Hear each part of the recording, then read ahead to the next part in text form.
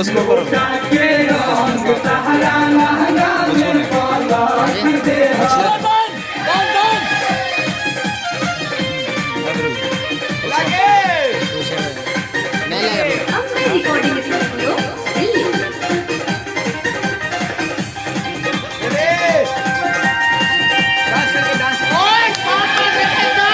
होली के मजा हमसे भरपूर हो हमर के उहे चाहिए तू जरूर हो होली के मजा हमसे भरपूर हो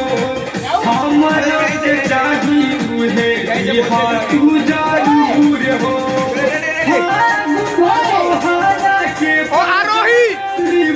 आरोही बोलो बोलो आरोही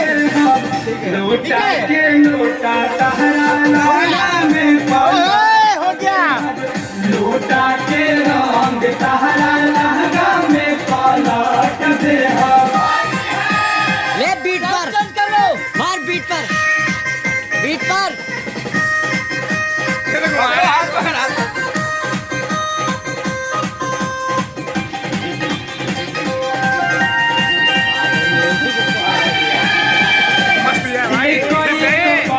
पुरजा रंग तुहार ढंग से पूछो न होई जन दे रही जन तू रंग से रंग दिखाओ एक एक बात पुरजा रंग तुहार ढंग से पूछो न होई जन दे रही जन तू रंग से सुमित को भी शंकर से मैं कर हम साला तले हब सुमित को भी शंकर से मैं कर हम साला तले हब लोटा के रंग तहरा लहंगा में पलट दे हब लोटा के रंग तहरा लहंगा में पलट दे हब खोजा मुसवाद जावन सावन फाटा फाट दे हब खोजा मुसवाद जावन सावन फाटा फाट दे हब लोटा के रंग तहरा लहंगा में पलट दे हब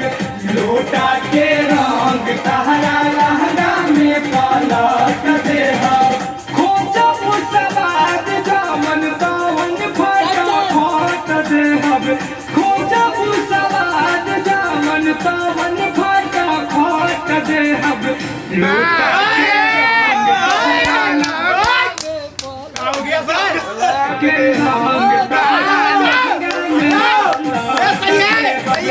लोटा के रंग लहंगा में दिल्ली से है भाई क्लोज है चलो प्रेशर डाउन हो गया था क्या? एक क्लोज मारिए